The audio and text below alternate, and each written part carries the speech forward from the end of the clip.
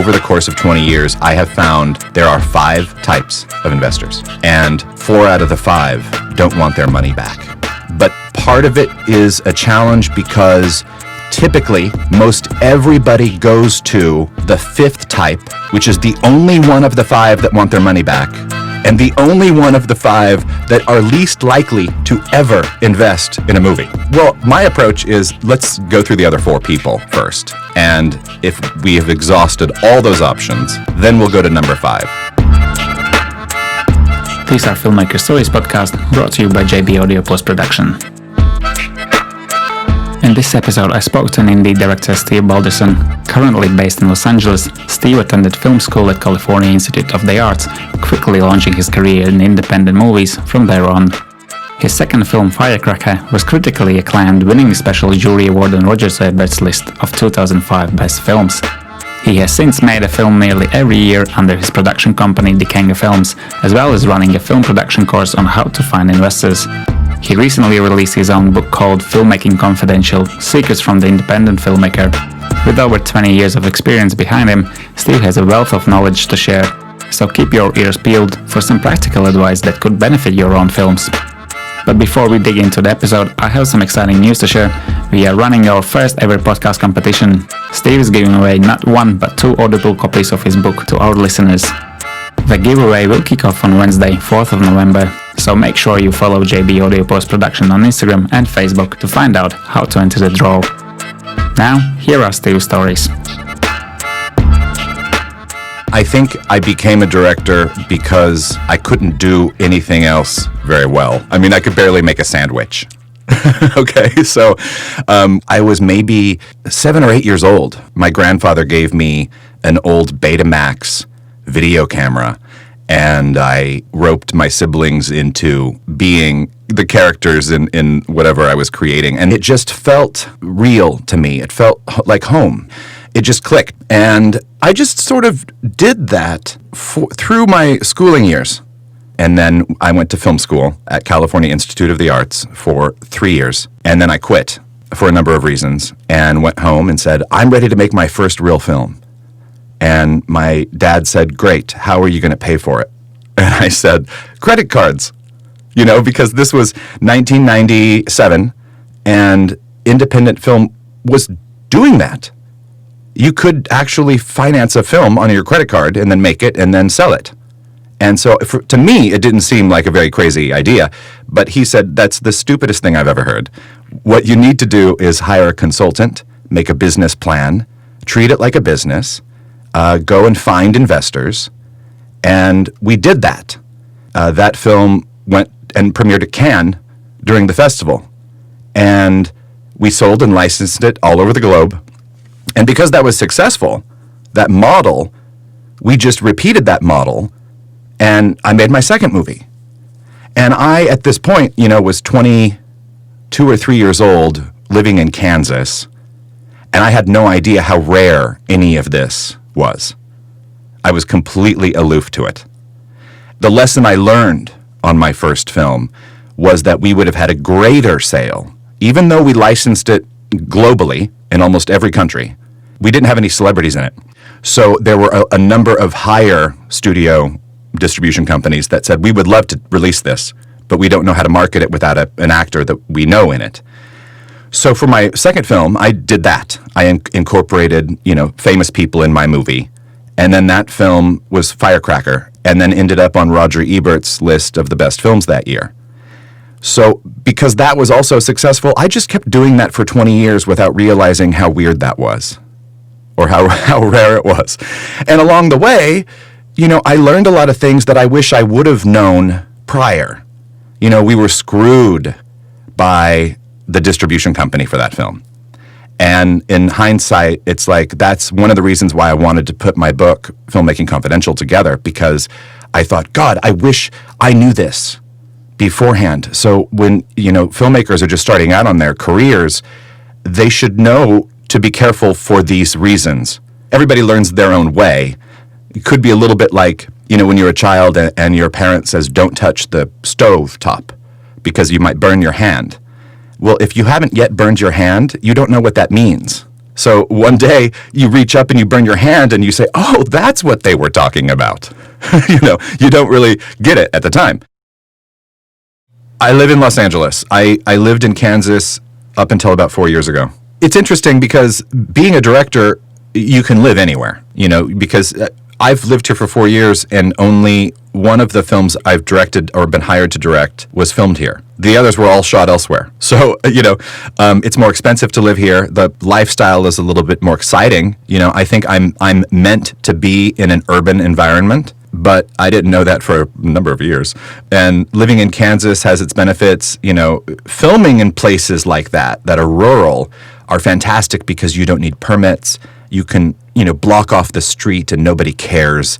You can sort of take over and make it your backlot, and it's amazing. It's like this little town becomes your own Pinewood Studios. You could probably get law enforcement to help you at a local, smaller level, and you're not going to get the law enforcement in, downtown, London to help you. I mean, the permit to shoot on the underground will cost more than your film. So so what you need to do is just go to, the place where they're excited to have you and they welcome you and they say, oh, you'd like to film on our main street and we have to stop traffic? Great. You want that. You want that to happen. Steve discusses his various roles as a filmmaker and the importance of deciphering who is in control on a particular project. I see myself in the context of the film industry in a variety of ways. One is I have a production company that I can produce and direct the things I want to do. I not yet have produced something for someone else, but if a director came to me and asked me to produce something that they would direct, I'm open to that. It just hasn't happened yet. I am a freelance director. I can be hired to direct other people's movies, and I have. And I enjoy it. I mean, in one way, working for someone else or another producer, it's a challenge in the sense that my job is a translator visually. So my job would be to take the producer's vision and then use my skills to give them that. And it's a little bit less about what I want or what I see.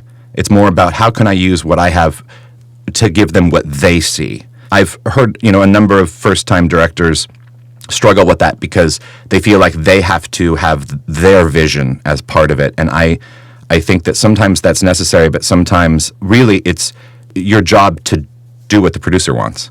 And if they want you to take a direction or a tone that isn't such a good idea, my advice is always to voice that by saying, I think it's a mistake, but I'm happy to do whatever you want.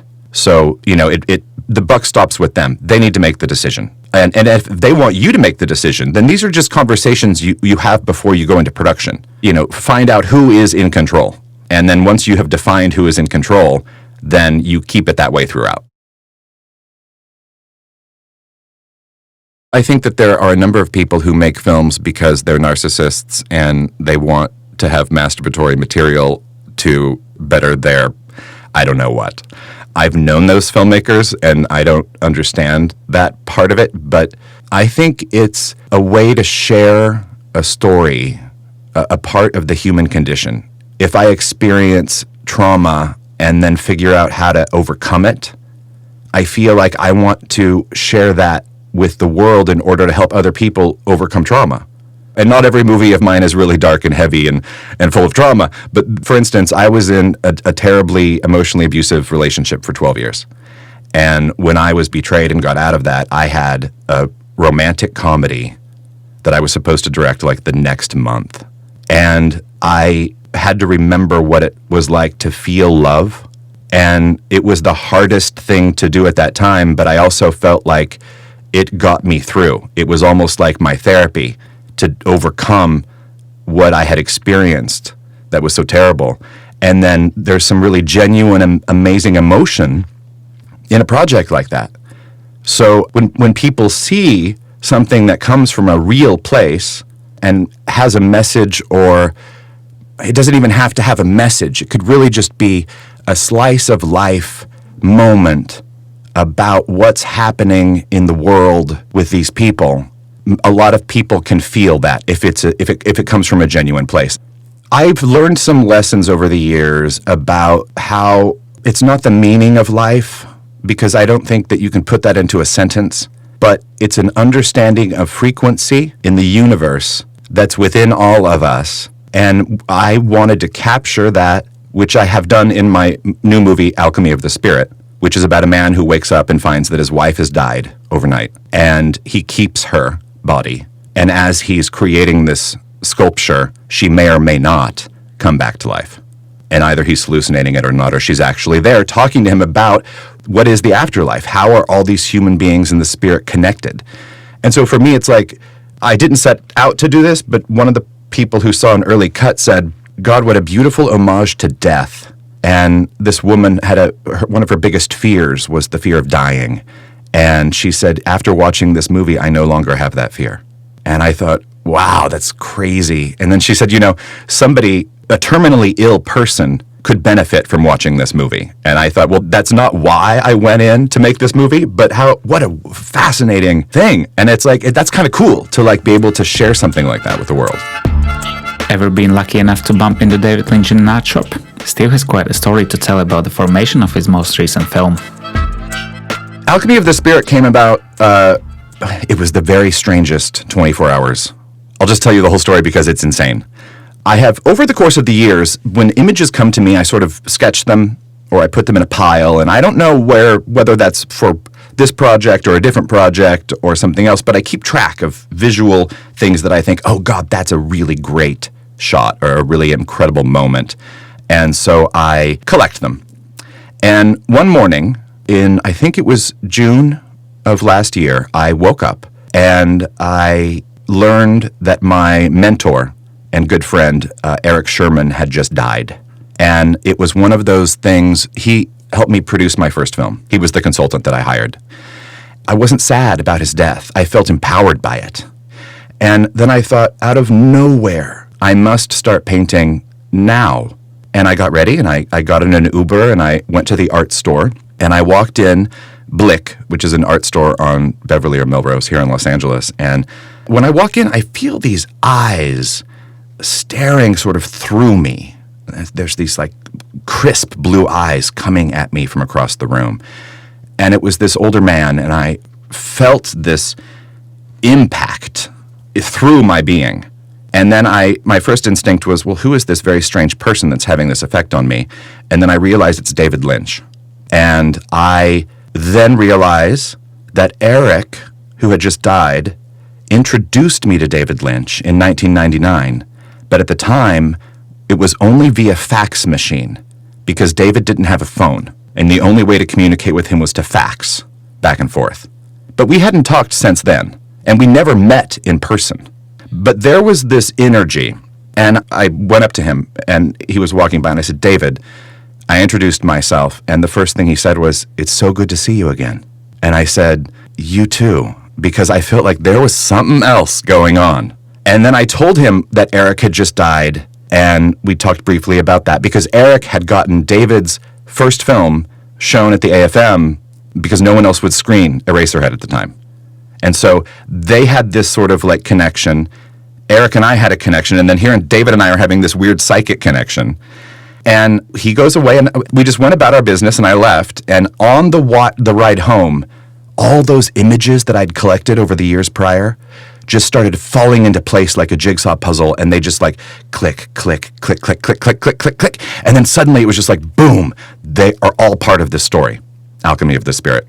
And when I got home, I called my friend Sarah Clark, who's an actress, and I said, Sarah, we're making a movie. And do you think your husband would be interested? She's married to the actor Xander Berkeley. And she said, Xander just landed at LAX 30 minutes ago. Here's his number. Call him.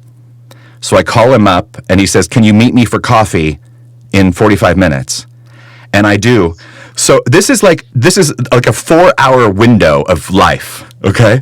And I get back in the car, and I'm going to Beverly Hills to meet him for coffee, and the story is still coming together. It's not even fleshed out yet. And I get there, and I'm telling him about it, and he's like, yes, we have to do this. And by the way, I have this 1800s mansion in Maine in the middle of the country, and it's sort of falling down, and it looks like a Tarkovsky film inside. And I say, well, we're filming there, And he's like, great. And I go home and I do the script and the storyboards, and I decide we're going to do it for no money. I mean, I did find some investors to pay for, like, you know, the basic essentials. But all the people who came about, the same day, my director of photography says, I'd like to produce this with you. And I said, great. So we basically, it was no different than when you're a kid and you go in the backyard with your friends and your camera and you make a movie. The only difference is that this time, even though there were 8 of us maybe on set, we were all professionals and we all have had, you know, experience in our craft. So the product was the most excellent thing that I've made in my life. And it looks like a Caravaggio. I mean, it's unbelievable. The cinematography in it is incredible. The guy is a genius. Hanuman Brown Eagle is a genius. And Xander Berkeley and Sarah Clark are great. Mink Stoll from all of John Waters' films plays the only other supporting part. And we did it in 2 weeks. We shot every day except one, I think. I typically shoot less than 12 hours every day. It's not exactly 8 o'clock in the morning to 6 o'clock at night, but it's roughly, I like keeping the days short so that people can eat well, sleep well, especially if you're not being paid a lot of money. You want some of those comforts that you otherwise wouldn't get. You know, if you're getting paid to do a movie and you're there 14 hours, it's like, well, it's okay because you're getting paid. But, you know, when you're not, it's like, okay, let's make it fun. I want to say that, you know, I've had experience shooting things where it's just 8 people and it didn't cost a lot of money. You know, what I found is that no matter the size of your budget, the same things happen. I mean, you still spend every dollar.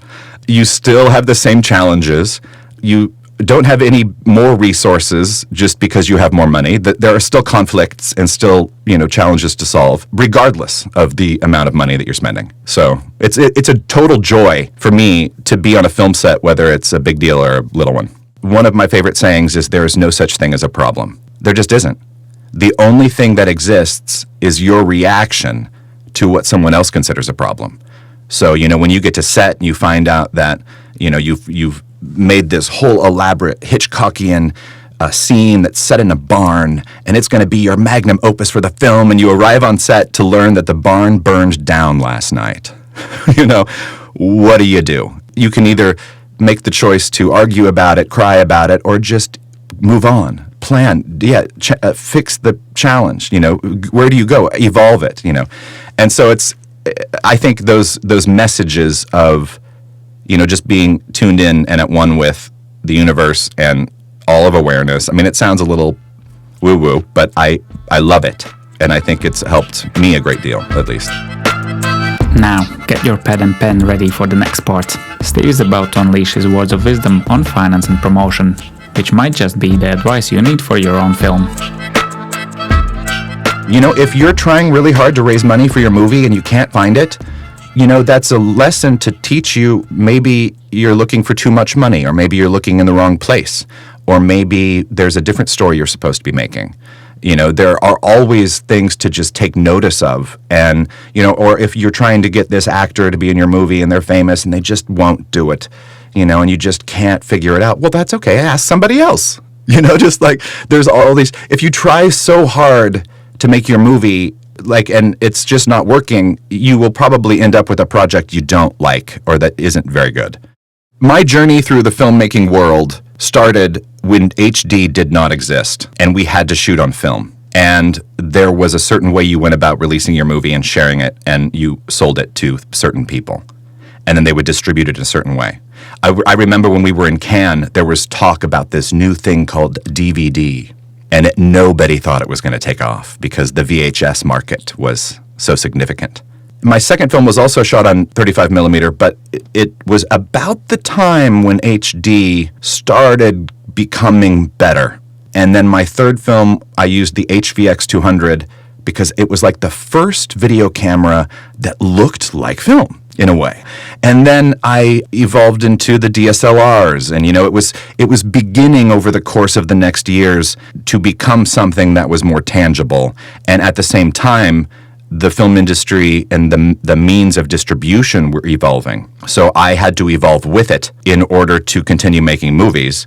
And then now it has evolved yet again, because now there are streaming platforms all over the place, and all of them want content.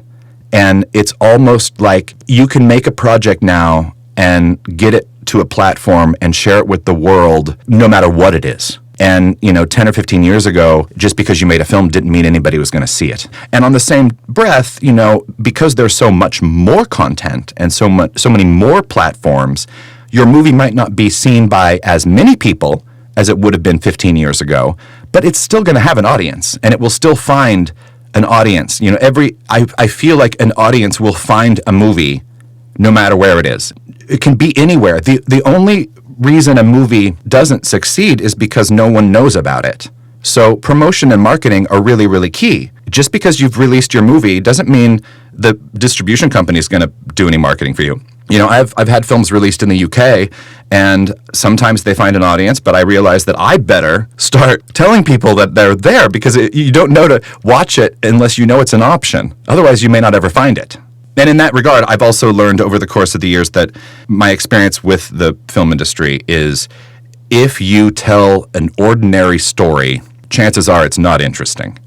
And if you tell a story that is what no one else is doing, chances are you will stand out from the rest. Because, if everybody's making a slasher film, which they sell well, don't get me wrong, how would you do it that would be different than everybody else? Just try it. Maybe it's successful, maybe it's not. But if you have a story about two guys driving across the country and they're going to discover that they're adults now, it may not be that interesting. Throw a few crazy things in there, and I guarantee you that it'll be successful. When I began, I thought that industry executives could understand talent and have an imagination. And I was very saddened with the realization that many of them have no mental capacity to imagine anything. No matter whether you've got the best script in the world or the clearest storyboards or the fanciest team of people that tick all their boxes, they still have no idea how to imagine it in their heads. If you find a producer or a production company or a financier who has the ability to imagine something visually in their head, you have struck gold. That is so rare. It's like Sylvester Stallone's story. It's like he went and said, I'm going to be the next action star. And the industry said, no, you're short, you're ugly, forget it. And instead of being discouraged, he went home and he wrote a script and he put a team together and he made Rocky. And even after having been nominated for the Academy Award, he went around town again and said, I'm going to be the next action star. I just got an Academy Award nomination. And everybody said, no, you're short, you're ugly, forget it. And then he said, well, I don't need to prove it to you. He went home and made Rambo. So it's like sometimes you just got to do it, because a lot of people, they can't see it until they see it. And once they've seen it, then they say, oh, that's what you meant. But you go back to them for the next project. And that's what I found so irritating that I've had to just deal with is they'll never get it. They'll never figure it out. So you just got to keep making movies somehow. I mean, there are other things too. It's a little bit like that with actors also. Actors might think that your approach to something is something that isn't, and then they watch the movie and it's like they have an out-of-body experience because they can't remember actually being there, even though clearly they're in the shot. It's amazing. It's amazing. Feeling bogged down by the challenges of filmmaking? Take a leaf out of Steve's book. Try not to see them as problems. One of the biggest challenges was, and I'm not going to name who or the project, but it was maybe the last week of working on this particular shoot, and one of those involved just turned and became terrible to deal with. One of those things that your choice as a director at that moment is to fire them, but you're almost done, and you've just got a couple things left to do. Part of me was prepared to just walk away and say, I will figure out a way to make this film out of what we have. But I thought, no, truly my internal motivation is this too shall pass. It's just a few more days. Just get through it. Put a smile on your face. If you don't feel like smiling, that's fine, but you don't have to voice any negativity, especially, try to keep it, sort of uplifting for the people on the team that are still present. What was going on was not a secret. But being a leader, as a director, my job is to keep morale high, push through, make the work, finish the work, and get out of there as fast as possible. That was the most challenging because it was so close. It was so close. Another one was we went through 3 or 4 different focus pullers. It was like every 4 or 5 days we would get another guy on the camera team, and he was just a total jerk and was rude to everybody. And then we'd get rid of him and get a new one. And then that guy was also a jerk. And then we'd get another one. And then that guy wrecked a car. He borrowed a car and was going to run into town or something. And then because he was from a big city and we were filming in the Midwest on a gravel road, he didn't know how to drive slower on a gravel road. So the car ended up totaled in a ditch. And we're like, okay, what is this with focus pullers? But I guess, whatever. I mean, other than that, there have never been any big challenges. I've never shown up on set to find out the barn had burned down. For the most part, I've been very fortunate, but I guess it's also because I don't see the challenge as a problem. So typically either I don't see them or they really aren't there. There seems to be no tip or trick Steve doesn't have up his sleeve. Steve urges you to ask yourself, do you really need all that money for your film? We should do a totally separate talk on how to find investors, because I'm actually writing a second book about that. Over the course of 20 years, I have found there are 5 types of investors, and 4 out of the 5 don't want their money back. And then I tell you who they are. I go through the list and I'm like, this person, here's their personalities, here's what we call them, here's how you find them, here's how you talk to them. And it is the easiest thing in the world to find financing for your movie. But part of it is a challenge because typically most everybody goes to the 5th type, which is the only one of the 5 that want their money back, and the only one of the 5 that are least likely to ever invest in a movie. But yet that's where everybody goes first. Well, my approach is let's go through the other 4 people first. And if we have exhausted all those options, then we'll go to number 5. But out of 17 feature films, I think I've only gone to the 5th group once. Over the course of 20 years, I started realizing a pattern. I started saying, oh, that person is reminding me of this earlier investor I had on this other project. And then over the course of time, I saw the repetitions of these types of people who were interested in investing in films. And so it just clicked one day. And I thought, well, I'm going to approach this type of investor because they've done it in the past. Not just the same person, but the same personality type. And then I found that was successful again. I studied NLP and took a lot of courses over the past 5-6 years and learned that linguistics and communication and talking with people make a huge impact. If you don't know how to speak their language, the way they process information, the whole purpose of communication is not the words that are coming out of your mouth. They're what the other person is hearing that makes it make sense. And so even if you sit down in the room, you've got the investor, they're sitting across from you, you finally have your chance. And if you talk to them in the wrong way, that you've just lost them. And it's every little step along the way matters. But if you do it and you're aware of it, then it's pretty easy. It takes a lot of time. I'm not going to say that you walk in the first meeting and they give you a check, but it's pretty easy. There's a chapter in my book, in Filmmaking Confidential, about I had a friend who had raised almost $300,000 US cash. And he just needed that extra little 20 or 30,000. I'm like, dude, you have enough money already. You could make 2 movies for the amount you already have. So just go do it. And it's just this thing about how they're frozen in budgeting their movie or how whatever the expectations are that keep them from doing it. That's part of it also. It's like, do you really need all that money? There's a chapter in my book called Top or Bottom. It's about budgeting. The whole industry typically budgets their movies in the most inefficient way. And it's called bottom up. And they get software, that tells them what you need to make your movie. And you plop in these numbers. And then at the end of the list, you find out that your film is going to cost $2 million. Well, if you do the reverse, which is what I do, is top-down budgeting, then you start with a number that you think you can raise.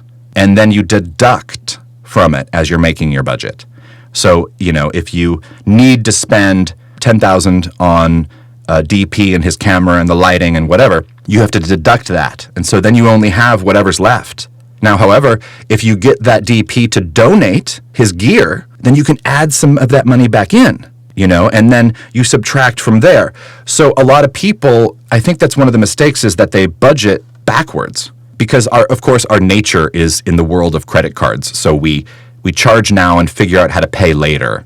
Whereas if you use a debit system or cash, you know very well what's left. And if you really want that crane shot and you have to go and rent the equipment, is it really worth it? Because you could maybe achieve that the same way, or in a different way. You could achieve the same thing without spending so much money.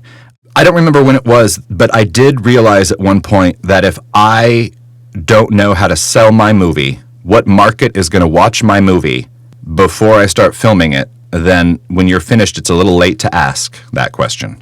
So I've learned that before you even enter pre-production, before you finish the script, define your target market and direct every decision along the way to impact whether or not it fits that target market. Because if you know who will buy your movie, if you know who will see your movie and the type of person that is, that will inform every decision along the way.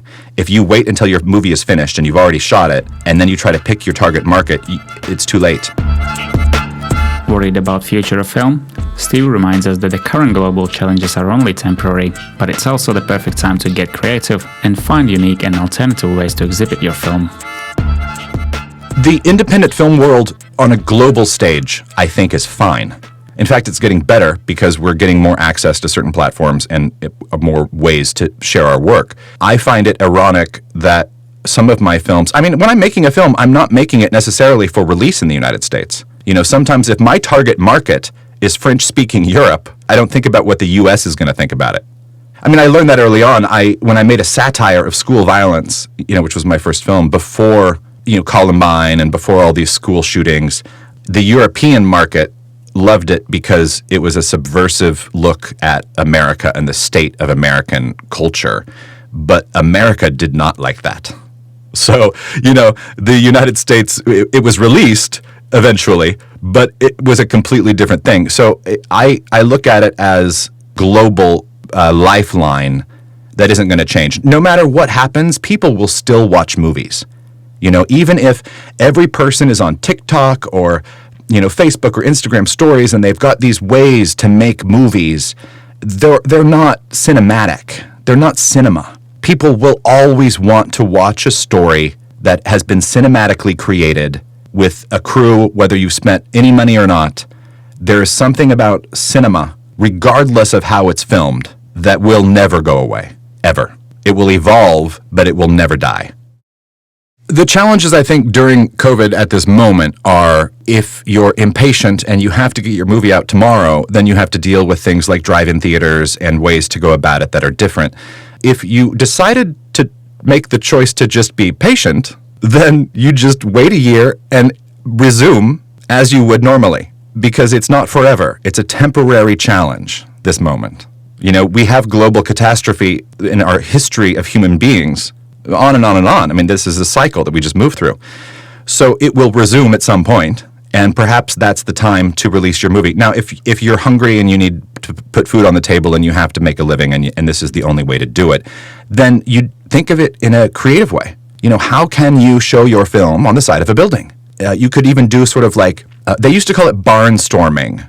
You could take your movie on a tour and you could do 15 cities over the course of 2 months. And on Friday night this week, you're in this city, and then you're going to drive to the next city, and you're going to have outdoor screenings with social distancing, and you're going to arrange whether it's at a drive-in theater or maybe it's in the courtyard of a medieval castle, whether it's on the side of a cemetery wall. It just depends on what is your movie and the theme of your movie, and then how could you incorporate the way to exhibit that movie that meets the movie and make it a unique experience, a different one. Have some of the performers there to perform, make it a show, just like a musician has this sort of like production, but the movie is the centerpiece, but you could also have all this other stuff going on. so that people will want to come to it. I don't know if I would drive to a cemetery to watch a movie, but I would probably drive to a cemetery to watch a movie if it was a ghost-related film, and also there were, some acts, some performers, maybe there was also a band to sing afterwards, things like this. Then it becomes an event. And then, in fact, I'd probably spend more money to go to an event like that because I'm getting something else. So you have one of those, and if you've made a low-budget film, you've made your money back in 2 months based on the exhibition. I mean, it's creative solution solving. You might even try that after the pandemic. You might even try alternative ways to get noticed, regardless of what the rest of the world is doing. Well, we had quite a crash course from Steve on this episode. If you enjoyed listening to Steve talk, check out his book Filmmaking Confidential, available to purchase on Amazon. Now for some final tips on festivals. Avoid paying those submission fees. I believe that film festivals are absolutely important for a variety of reasons. One is it's a great place to share your work. It's also a wonderful place to meet other like-minded creative filmmakers. Even if you're just meeting a bunch of other directors, there are also other people there, actors and crew people and musicians and all sorts of people that you will meet. You can go see their movies. Maybe you can collaborate on something together someday. And I say every film festival is special in its own regard. You don't have to go to the biggest of the best of Cannes and Venice and the Berlinale and, Toronto and Sundance and, all these places. You don't need them per se. And I've had friends who have had their films in those festivals that never found distribution.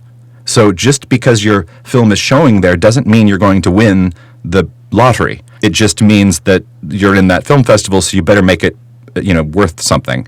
The other thing I will say is that my second film was the opening film of the Chicago Underground Film Festival, and it was in a theater that I think sat 1,000 seats, and the tickets to get in were, $10 or $12, and it sold out. And that screening brought the film festival $15,000 or $12,000. And I didn't see a cut of that.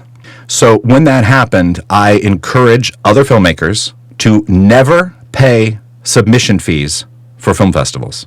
And now sometimes they say no, but I ask every time, will you waive the submission fee? If I get accepted, I am happy to pay it at that time because I do support your organization. But I also know that if I sell out that theater because I do my own marketing, you are going to get all the cash from all of those tickets. And if you want me to pay the submission fee, then I want 50% of the box office for everyone that buys a ticket to see my movie. And oftentimes they won't want to do that. So typically they will waive the submission fees because they don't want to split that ticket revenue with you. But I think that it's absolutely imperative for independent filmmakers to be given a shared part of the ticket sales for their film at that festival, because the people who are coming to see it are the independent filmmakers, fans, friends, associates, their followers, whatever. And it's not just, they're not going because they're interested in the festival. It's like each filmmaker brings in a packed house and they did all the work. So you better waive the submission fee in exchange for that, because I'm happy to let you keep all the ticket sales, but I don't want to go broke submitting to every film festival. And that's one thing that I think is an important thing to share with people, because typically you think you do have to pay the submission fees, and then thousands and thousands of dollars later, you realize that you're broke and you've only gotten into a half of them or something like that. So I say, why not ask? Let them decide. You don't need to I don't need to decide for them. Find out. Maybe they will waive it, maybe they won't. I mean, I like going to Cannes and Rain Dance and, the bigger festivals, but I also love going to the really weird ones in the middle of nowhere. Oftentimes, I went to this town. Did you ever see the movie Waiting for Guffman? It's a comedy from the 90s. Christopher Guest directed it. It's about this very, very small town putting on this play, and they think that they're going to Broadway. It's like they have this, whatever. So I go to this town, and this film festival is the silliest, smallest little thing, but they are treating it like it's Cannes or, or like Tribeca or Toronto or whatever. They're treating it like this massive thing, and it's so entertaining and enjoyable and funny and ironic and amazing, but you also get to meet a lot of really interesting people. And, I had a friend who went to some film festival in the middle of nowhere that no one has ever heard of, And one of the people that were on the jury of that festival financed his next movie. So you never know who you're going to meet at any of these places. So I recommend going to all of them because it's an easy excuse, to travel and visit cultures. You may not otherwise go there, but if you have the excuse to go, you might as well just go.